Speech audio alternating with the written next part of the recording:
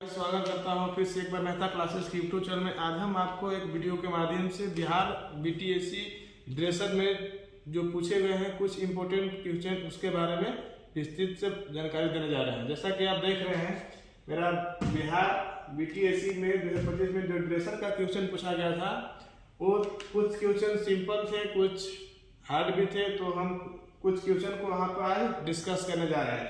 जैसे कि देखिए, पहला क्वेश्चन क्या पूछा था कि what is the action of लैक्सिस।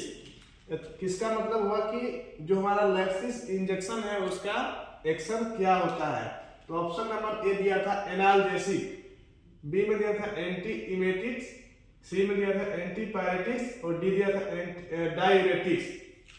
तो हम चार ऑप्शन में से एक ऑप्शन जो सही है उसके बारे में बता रहे हैं। अभी जो लैक्सिस है वो क्या है, डायूरेटिक्स है।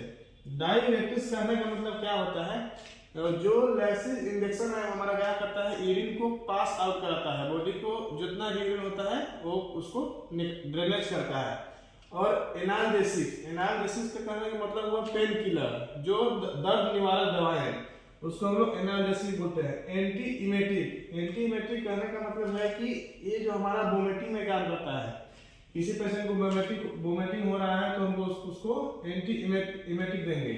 और एंटीपायरेटिक कहने का मतलब जो पेशेंट को फीवर हो गया है उसको हम लोग एंटीपायरेटिक्स दवा देते हैं। तो क्वेश्चन के अनुसार ऑप्शन नंबर डी सही आंसर होगा, एक्शन ऑफ लैक्सिस डायूरेटिक्स।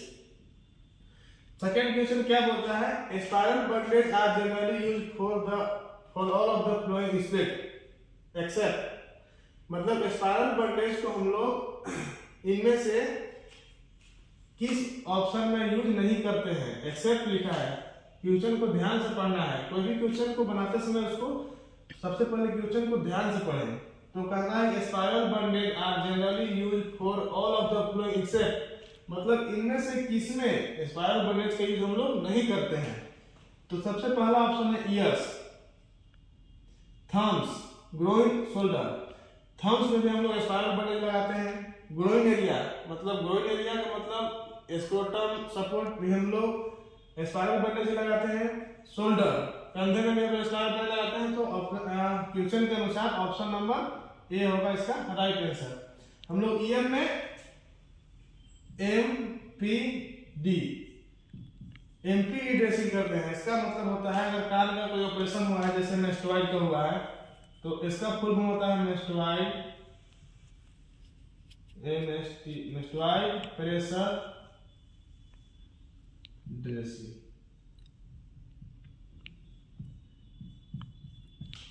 तो हम लोग ईयर में एमपी ड्रेसिंग करते हैं।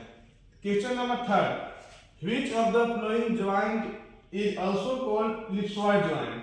बोलता है कि इनमें से चार ऑप्शन में से ऐसा कौन सा जॉइंट है जिसको हम लोग दो नाम से जानते हैं, इलिप्सॉइड जॉइंट के नाम से जानते हैं। तो बॉल एंड सॉकेट जॉइंट, दूसरा कॉर्नाइलर जॉइंट, सी पाइवट जॉइंट और डी हिंज जॉइंट। तो क्वेश्चन के अनुसार ऑप्शन ऑफ इलिप्सॉइड जॉइंट को हम लोग कॉर्नाइलर जॉइंट कहते हैं। बॉल एंड सॉकेट जॉइंट का दो एग्जांपल होता है, एक शोल्डर जॉइंट, दूसरा hip joint. Ball and socket कहने का मतलब क्या है, इस प्रकार का, ये हमारा बॉल है, ये हमारा सॉकेट है, इस प्रकार का जॉइंट जिसमें हमारा मूवमेंट हो उसको हम लोग बॉल एंड सॉकेट जॉइंट कहते हैं। जिसका एग्जांपल होता है शोल्डर जॉइंट। पाइवट जॉइंट वो जॉइंट होते हैं जो कि सिर्फ